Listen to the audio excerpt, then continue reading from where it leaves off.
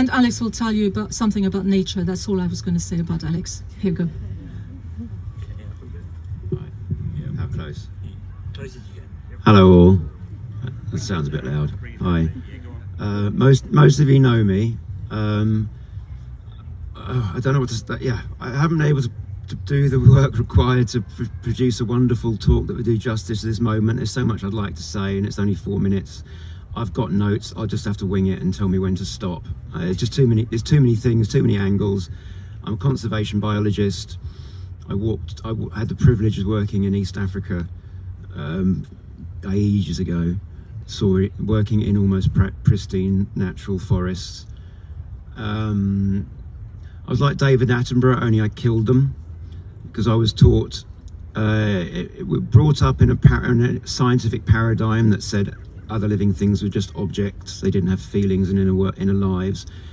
My life was dominated by marvelling at their beauty, but I thought I'd save them by pickling them and giving them to the Natural History Museum, working in a colonialist context that I knew to be problematic, but there's only so much you can do. And then so saw that marvelous beauty, and the nature we see around us now makes me sad, because I know what it should be like, what it was like before we annihilated it and simplified it. I've seen wonderful natural beauty more than most people have, and I also seen the pointy end of brutal imperialist, colonialist, murderous aggression and oppression around the globe. I discovered just how intractable all the problems were, and all the people who should be saving us are corrupt or dishonest or both. I walked away from a potential career with Greenpeace or WWF. It's all a waste of time. They're not telling the truth. None of them they're all making careers out of what flying around the world telling you they're saving the rainforest. They're not. They're just slowing down its rate of inevitable destruction. It's all going to go.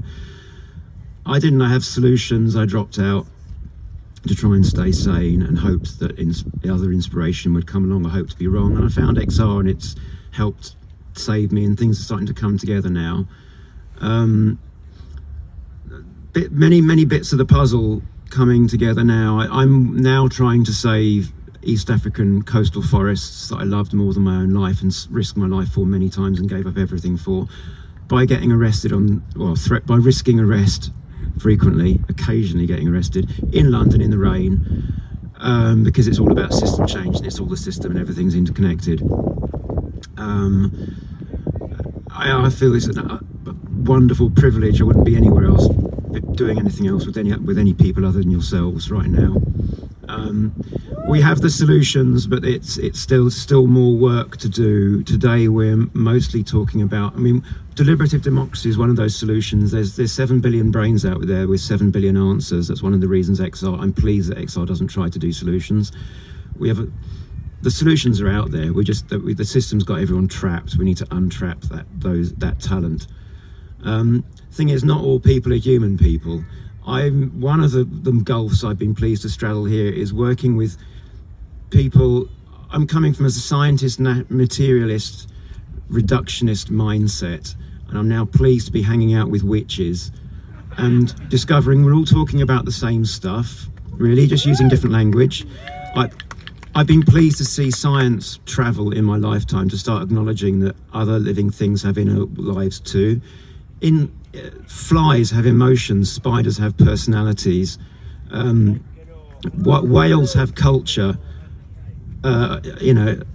things there's possible inner lives in fungi and trees. So even though the old me would writhe at people talking about trees being people, actually I'm a grown-up, I'm still a scientific rationalist, reductionist, materialist, ecologist, and I'm saying, yes, you're right, trees are people too.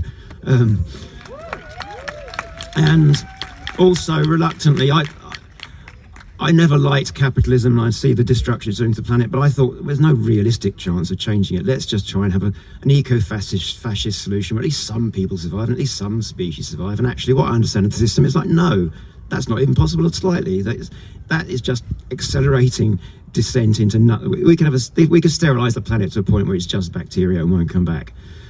But the solutions are out there. The solutions are interconnectedness, and I've kind of lost the plot. I was trying to operate on a high note. We have the solutions. We're learning. That's it.